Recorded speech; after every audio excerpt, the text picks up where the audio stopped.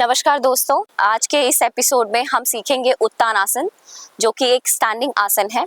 ये आसन को हम नाम से समझने की कोशिश करते हैं। उत का मतलब होता है इंटेंस और तान का मतलब होता है किसी चीज को तानना, खींचना, स्ट्रेच करना।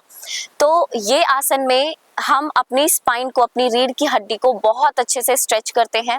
हमारी ये आसन उन लोगों के लिए बहुत ही अच्छा है जो लोगों को एंजाइटी या डिप्रेशन की शिकायत रहती है, क्योंकि ये हमारे स्पाइनल नर्व्स को और हमारी ब्रेन सेल्स को बहुत ही अच्छे से ताजगी देता है, उन्हें रिफ्रेश करता है। तो आइए सीखते हैं इस आसन को करने की टेक्निक क्या है।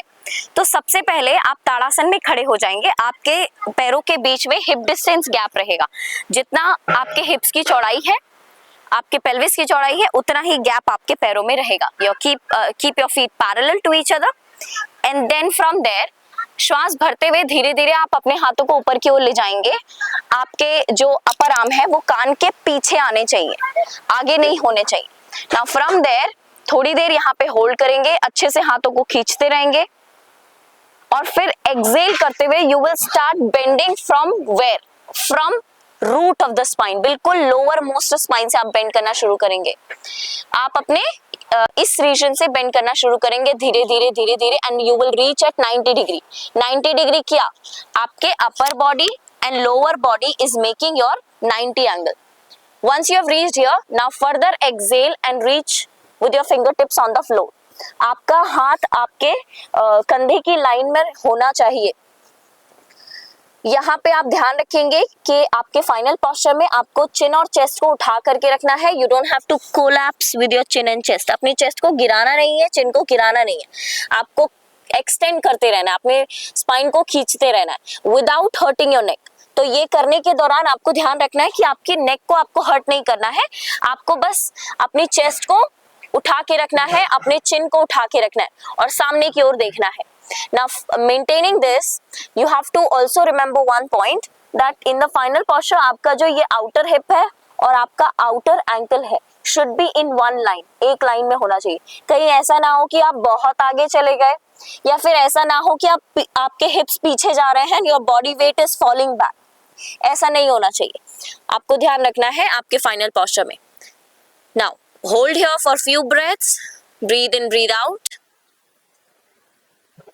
और फिर वापस आने के लिए आप अपने हाथों को जैसे आए थे वैसे ही वापस जाएंगे। हाथों को स्ट्रेच करेंगे इनहेल करते हुए,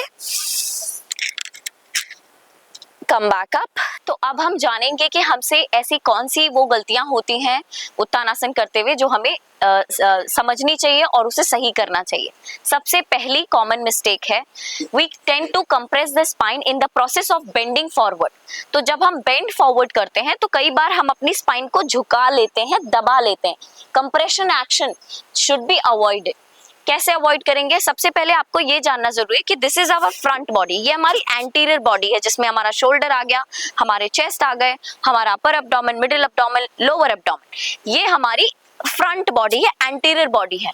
और ये हमारी बैक बॉडी है जहाँ पे हमारे बैक रिब्स हैं और यहाँ पे हमारे फ्रंट रिब्स हैं। तो जब आप बेंड फॉरवर्ड करते हो इन उत्तानासना तो कई बार क्या होता है, अगर स्पाइन में फ्लेक्सिबिलिटी नहीं है या फिर आपके पैर, आपके हैमस्ट्रिंग्स टाइट है तो you will tend to compress the spine. आप अपने स्पाइन को दबा लेंगे।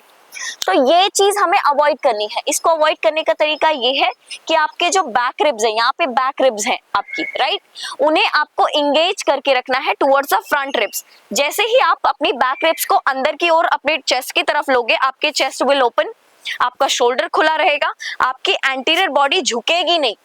तो जब आप नीचे जा रहे हैं तो आपको ध्यान रखना है कि जब आप नीचे जा रहे हैं तो आपको अपनी बैक रिब्स को बिल्कुल भी पॉप आउट नहीं करना है, बल्कि उसे अंदर की ओर लेकर के रखना है और धीरे धीरे अपने आप को स्ट्रेच करते रहना है आगे की ओर। Keep stretching yourself in the process of bending forward.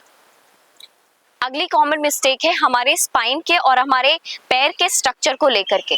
जब अगर हमारी बैक टाइट है या फिर हमारे हैमस्ट्रिंग्स टाइट है, हमारी थाइज आर टाइट, तो होता क्या है कि इस आसन में आप जमीन तक पहुंचने के लिए कई बार अपनी बैक को हंच कर लेते हो और अगर फिर भी नहीं पहुंच पाते तो हम अपनी नीज को मोड़ना शुरू कर देते हैं और फिर फ्लोर तक पहुंचते हैं।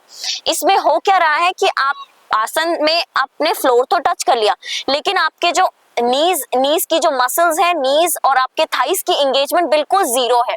आपके थाइस की जो मसल्स हैं they are not working at all and they are all inactive, इस पे कोई काम ही नहीं हो पा रहा है। तो हमें क्या ध्यान रखना है कि अगर आपके थाइस आपके टाइट हैं तो जब आप आसन में हो तो आपके को अपनी थाइस को इनसाइड आउट रोल करना है। ये एक्शन में आपको क्या होगा, आपके जो थाइस की जो मसल्स हैं they will spread, they will stretch better, और कॉन्स्टेंटली आपको अपनी थाइस को लिफ्ट भी करते रहना है। तो rolling action and lifting action, rolling and lifting action will help you in spreading the muscles of the back thigh which will help you in pouring down further with your spine। आपकी spine धीरे धीरे करके आप देखेंगे lengthen कर पाएगी, नीचे जा पाएगी। अगर हम इसके बेनिफिट्स की बात करते हैं तो इससे हमारी मेंटल एंड फिजिकल एग्जॉशन खत्म होती है। ये हमारे लिवर, स्प्लीन और किडनीज की मसल्स को टोन करता है। ये आसन को प्रैक्टिस करने से हमारी जो डाइजेस्टिव ऑर्गन्स है उनको स्टिमुलेशन मिलता है, जिसकी वजह से धीरे धीरे करके डाइजेशन भी बेहतर होता है। इसको प्रैक्टिस करने से ये हमारे स्पाइनल नर्व्स और हमारी ब्रेन सेल्स को रिजुविनेट करता है, जिसकी वजह से इसका बहुत ही कामिंग इफेक्ट और सूदिंग इफेक्ट हमारे ब्रेन पे पड़ता है। तो जिनको भी एंजाइटी या फिर स्ट्रेस ज़्यादा रहता है या माइल्ड डिप्रेशन जैसी शिकायतें हैं तो उनको ये प्रैक्टिस ज़रूर करना चाहिए। ये प्रैक्टिस करने से जैसा कि आपने देखा था कि हम अपने नीज की मसल्स को, थाइस की मसल्स को इंगेज कर रहे थे, अपने स्पाइन को स्ट्रेच करते जा रहे थे, तो इसकी वजह से हमारी जो हमारी स्पाइनल जो मसल्स हैं उनमें स्ट्रेंथनिंग आती है, उनमें स्ट्रेचिंग होती है, ओपनिंग होती है, और साथ ही साथ हमारे लोअर बॉडी की जितनी भी मसल्स हैं वो भी खुलती चली जाती हैं। तो ऑल इन ऑल ये आसन प्रैक्टिस करने से हमारी ओवरऑल हेल्थ इंप्रूव होती है।